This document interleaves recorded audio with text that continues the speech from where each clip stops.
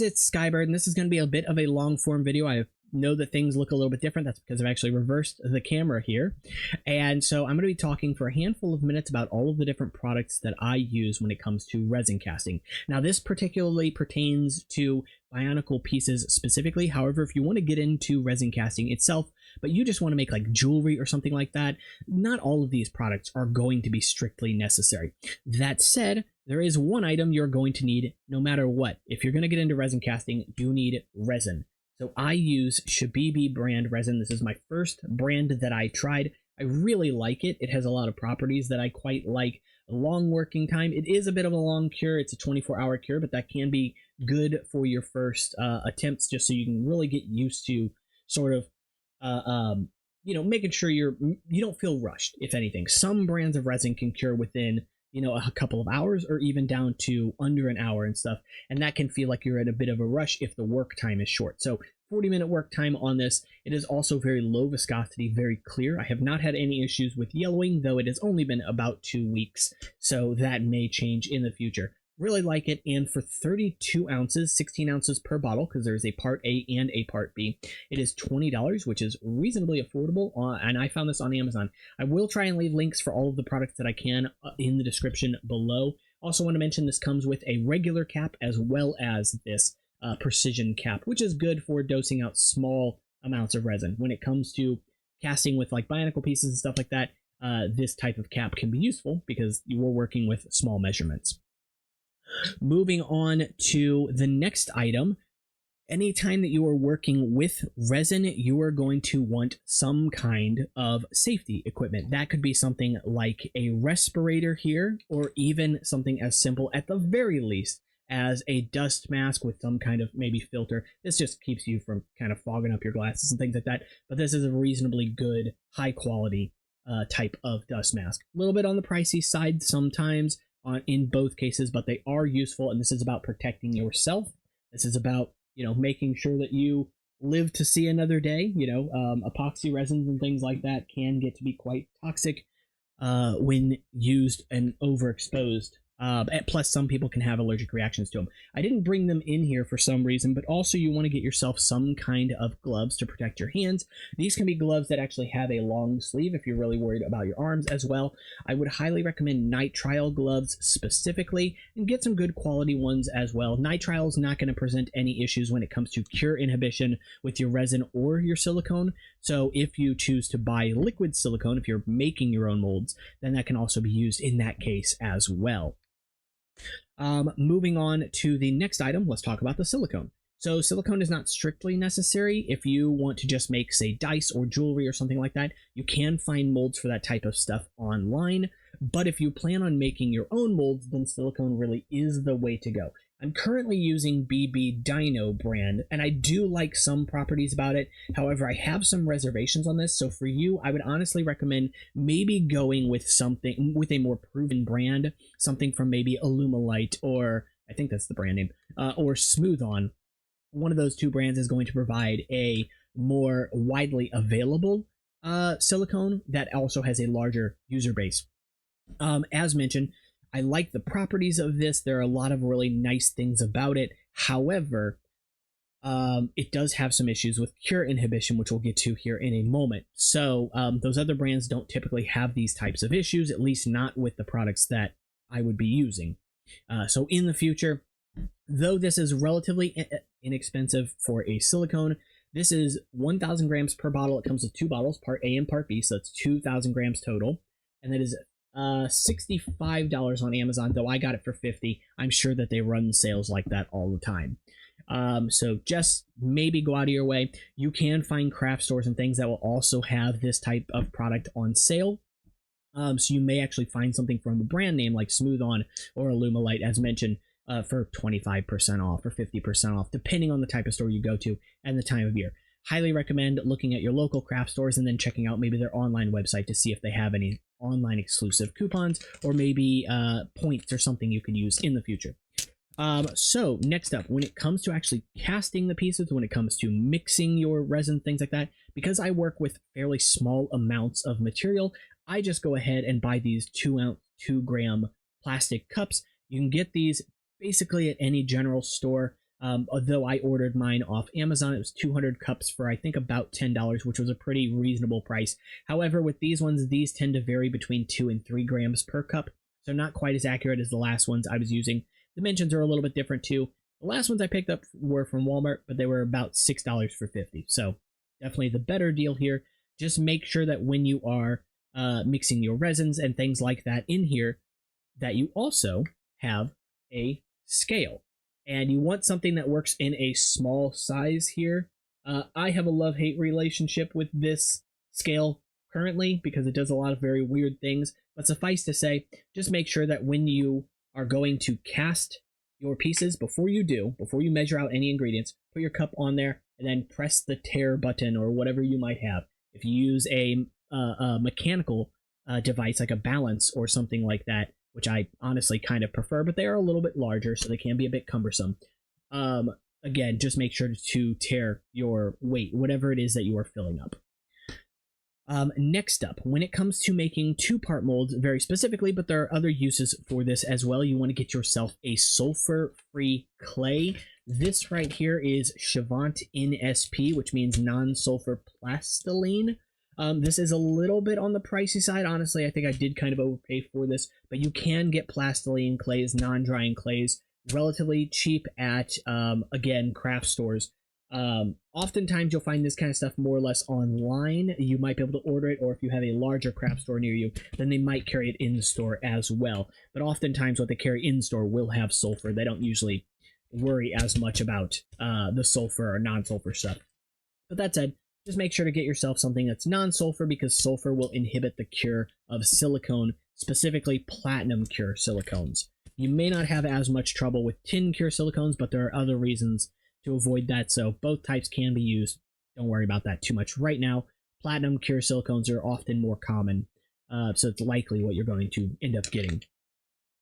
Next up, if you are using silicone, then something you may want just for cleanup of your molds, or even for if you're doing cut type molds, which can be used in certain applications, you're going to want yourself an X-acto knife or some kind of precision blade, and plenty of blades to go along with it. Silicone is a little bit laborious when it comes to actually cutting into, so you may find it difficult to cut into silicone. The best piece of advice that I can give to you is just when you go to actually cut into the surface, kind of, squeeze it, add a little bit of pressure on it. As you pull on the silicone and then you cut through, the knife will actually kind of release that tension you're putting on, and it'll cut much easier. So just stretch the pieces when you go to cut, and your cuts will come out more clean. Speaking of cleaning, let's talk about some of the different materials that you can use for cleanup when it comes to spilled chemicals. At the end of the day, some of the chemicals that you will be using in this are quite hazardous,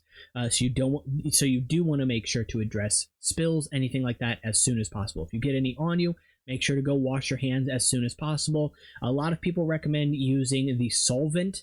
However, I've also read online to not use the solvent immediately, because solvent can actually thin out certain types of chemicals and make it leach into your skin easier. I don't know if that's necessarily true, so do your own research on that. That said, typically the solvent for a lot of different resins is something like acetone. You can pick up acetone relatively cheap in the form of nail polish remover, just without additives. You can also pick it up in larger quantities, though it is a little bit more pricey at hardware stores. It's often used for thinning paints or removing paints. Another product that you may want to go ahead and pick up is isopropyl alcohol, preferably a higher percentage than this. I just already had this, so I figured I'd use up what I have here, but 90 to 99% isopropyl alcohol. This can be used to clean up some types of resin spills when it comes to maybe spilling on like a glass surface like this. If you spill it on your floor, it might also be worth just getting a bucket of sawdust. You can honestly do that at a lot of places. You could go to somewhere like a Home Depot, a Lowe's, something like that, and honestly ask them. Oftentimes they will have like dust collectors where they do their own cutting. A lot of Home Depots, a lot of Lowe's type stores offer on-demand cutting for like straight stuff, and they will actually vacuum up the sawdust and stuff that's left from that. You could honestly go in, buy a 5-gallon bucket. I actually have a way to get free 5-gallon buckets too, but I'll talk about that here in a second, and it doesn't apply to everybody. But you could ask them for just a bucket full of sawdust, and oftentimes they'll give it to you because they're just going to throw it away. For buckets, as mentioned, this does not apply to everybody, but we have Walmarts here in the US. Oftentimes, you can go to the bakery section in Walmart. Bakeries use icing, which is actually shipped in food grade 5-gallon buckets. Those can be quite expensive online. If you go to ask them for them, oftentimes they will give them to you. Most of the time, they are thrown away because they're non-recyclable. And so, honestly, if you just say, hey, do you have like 5-gallon buckets? How many ever you need?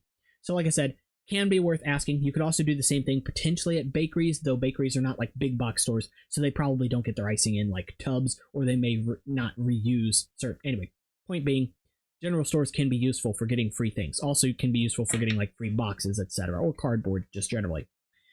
All right, moving on to pigment time. And now I'm not super well versed when it comes to all different types of pigments, because you can blow through a lot of money very quick when it comes to doing this kind of stuff. But currently, I am settling on acrylic pigment because it is a brand that I am very familiar with. However, oil-based pigments do have some benefits, so I would absolutely say go with whatever you're most comfortable with using. When it comes to acrylic, I am using Apple Barrel brand. This is widely available, can be bought online as well. It's like 58 cents for a bottle of this size, depending on the type you get. Other types might be, $1 or so. So relatively affordable, and they have a wide array of colors that are reasonably close already to start with a lot of Lego colors, not every, and none are like exact matches that I have found, but reasonably close. So it gives you a good starting point. This one here obviously just being a jet black. For oil-based paints, I'm just using Artist Loft, and that's just because I already had them. My mom, had a bunch of paints and stuff from when she was doing craft stuff a few years ago, and oil paint stays good for a very long time. Oftentimes you will find this in metal tubes. That's to prevent oxidation. Whereas usually with acrylic paints, but not always, you can find these in metal tubes. But for at least cheaper stuff, you're often going to find it in these bottles. And these bottles can be reused later if you want to clean out the leftover paint when these are empty, which I plan on redoing to mix my own paints. Next up, when it comes to adding cool effects to your items, if you want to do something like this, for example, where you can do these types of methods, and there are definitely things you can look up online when doing this kind of stuff. In terms of learning different methods, not everything that's applicable to like dump style molds is applicable to 2-part molds or cut molds and things like that, but you may be able to find ways around it. Stuff like this as well, with kind of these sparkly effects, is often done with mica powder. Mica powder can also be used to somewhat pigment your resin as well, depending on how much you put in there, but usually you're going to put some kind of backing pigment just to stretch this out as far as you can go. This brand is Fantastory, and let me see if I can get my light kind of facing away so it doesn't glare too much. Fantastory Premium Mica Powder. I found this on Amazon. It is 32 bottles of 10 grams each one different colors, with a handful of flash colors, which have a larger granule size, so the sparkles are more noticeable, more apparent, with some iridescent powders too. I think just 3. And that was $13 for 32 bottles, 10 grams each, which was a very reasonable price compared to some. Another thing you can do for a very cool effect is glow-in-the-dark powders. You want to make sure you get something that glows the color that it says and doesn't just generically glow green, which can happen. But this is a glow-in-the-dark blue here specifically. I don't remember what brand this was. Honestly, the box arrived kind of destroyed anyway. It probably was something generic, but I will leave a link for this in the description if I still have it on hand as well. So, as I mentioned with the clay, if you are doing 2-part molds, you're probably going to want something to actually clean the clay up. You can do this with mostly home items, right? But it may be worth also investing in a set of just clay tools. Specifically here, I've got silicone tools because these can bend and are not going to stick to the clay. So just easy cleanup. A little bit expensive though, so you can probably just get like wooden tools if you want to. Just be sure to clean them. There are other types. You can honestly probably find them cheaper online as well. But this is just for removing clay specifically, or shaping clay as well, which can be very versatile, very handy when it comes to making 2-part molds. So that's why I suggest it. There are other types as well. They don't have to be silicone tipped. There are other, like I said. Another thing I want to go ahead and mention is that you're going to need something to actually mix your resin, to mix your silicone with. Popsicle sticks make a great mixer. A lot of people say that popsicle sticks can introduce too many bubbles in the material. I haven't really had issues with that, but I'm also not mixing large batches of material, and so because of that, it often does not take very long to mix. And oftentimes a lot of popsicle sticks are relatively compressed. It really just depends on what type you get, but often because they're used in edible applications, and so that compression can help with certain things when it comes to food safety. It doesn't matter. So you may run into issues with bubbling with popsicle sticks. You can get reusable ones of those as well. They make silicone ones, though I don't believe you can use those to mix silicone. Popsicle sticks you're not going to run into any issues with. But silicone popsicle sticks at the very least should be able to be used for mixing resin at the very least. When it comes to mold release, petroleum jelly is a really good option. You can get this in very large quantities. It works extremely well. It does not cause any issues that I have seen when it comes to mold inhibition. Just make sure to get pure stuff. You don't want anything with like additives, because you can run into problems with that. Hypoallergenic, so you shouldn't have any sort of skin issues with it. And yeah, it's just generally useful to have around. It can also be used to thin out certain things. You can also use mineral spirits if you want to get more chemicals. That can be used to thin this, but I have not found it necessary to do so. Just putting a little bit of this on your finger and rubbing it onto something is often enough, and the finger itself will kind of thin it out. There are already oils in your hand, so it can't hurt. Another item that can be useful is not strictly necessary, but does have a decent amount of uses when it comes to actually resin casting itself. Cornstarch, relatively cheap for a large container of it. You can actually do a lot of stuff with this. You can do crafts with your kids as well with it, so it's useful to just have it on hand anyway. It can be used in some scenarios to thicken resins. It can also be used for diffusion in resins to actually act as sort of a light interference, if you will. So for a clear resin like this, if I mix a little bit of cornstarch in, it can sort of give it the properties of like a light diffuser or something like that, where light can actually diffuse through it. I do plan on using this in a handful of experiments in the future. It also, I think, can be used with silicone as well in similar ways, but I'm not going to worry as much about that. I do, however, use it in silicone when it comes to cure inhibition issues. If I run into cure inhibition on a part of the silicone where it just does not cure because it's in contact with something it does not like, it remains sticky at that area. So I will rub in a little bit of cornstarch powder. It doesn't remove the stickiness, but it just helps to mitigate it so that it's not as noticeable and it doesn't cause you any issues when it comes to casting. Something else you may want to get, though not strictly necessary, just again a useful item that you can use elsewhere, and cheap, rubber bands. Just generally useful. You can also use pieces of scrap wood, depending on the size of molds you're trying to make. Those can often be used to actually straighten molds out and keep them sort of from warping. You don't have to worry about that kind of stuff. Most of this stuff is not something you're going to need in a lot of applications. In fact, most of it is not stuff that I use in every single mold that I make. Basically, the items I use every single time I cast are the resin, the X-acto knife for at least removing the flashing and the leftover, bits from things that I've cast. The pigments, of course, because you actually want to color your piece most of the time. Something else I should mention too is if you want your piece to remain transparent, you want to start with a transparent resin, and you're going to probably want something like alcohol inks. You can, in some scenarios, use water-based pigments, but it really just depends on your brand of resin. Resin is technically an oil-derived product, and so often does not like mixing with water.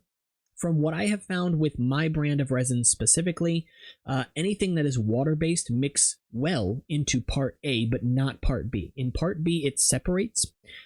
So if I'm mixing in acrylic paint, or if I'm mixing in something like a water ink, for example, then I will often mix it into the part A, and I won't run into any issues. When it comes to basically anything else, I can mix it into part B. So if I was using oil-based paint, then I would often mix it into part B. And in those cases, I try to just keep all of my mix-ins in one side, right? So if I'm mixing into part B for one cast, I'll mix everything into part B. If I'm mixing in part A for another cast, I'll mix everything into part A, just so that there's some consistency there, and also it helps when you're stirring and mixing your two parts together, because now they're different colors, right? Part A and part B of this brand of resin are the exact same. They're both clear, so it can be hard to tell if they're thoroughly mixed. But if you color one side and you keep all your colors to one side, that makes it much easier. That said, you can obviously mix into both sides. There aren't going to be really any issues. Just make sure what you're using is compatible. That's pretty much it for this video. As I mentioned, I will basically leave a link to the most major stuff that I have purchased when it comes to my Amazon. These are not like affiliate links or anything like that. I'm not going to get any sort of kickback for any of this stuff. But again, it is Shabebe brand resin, BBDino silicone, though I may say go with something else, at least to start with. And then if I figure out, the solution for the cure inhibition problems, I'll go over that in a future video. Clay is useful when it comes to 2-part molds. So if you're doing 2-part molds, go ahead and use that. You may also want hot glue or a hot glue gun, which can be found relatively cheap at general stores and craft stores alike. And something else that can be useful in some scenarios is just clear box tape, just tape in general. The box tape specifically, I haven't run into any issues personally with it causing any sort of cure inhibition, but that is going to vary based on the brand. So you may run into issues with it. That said, again, relatively cheap. So yeah, that's basically it for the video. Hopefully you guys find this helpful. In the future, I will do more stuff like this, talking about mixing paints and things like that to try and do color matching, or how to mix up your silicones, how to mix up your resins, etc. If those are videos that you guys would like to see. So that's it for this one. If you guys enjoyed the video, make sure to like and subscribe, along with the links for these products on Amazon. I will also leave my links for my Discord and my Instagram in the description below, and you can also check out my Patreon, where you can make a donation if you want to. Currently don't have really any major perks, so don't feel like you need to do it, but there will be an exclusive Discord channel as well as exclusive content for Patreon members here in the near future. So I'll see you all in the next one. Take care.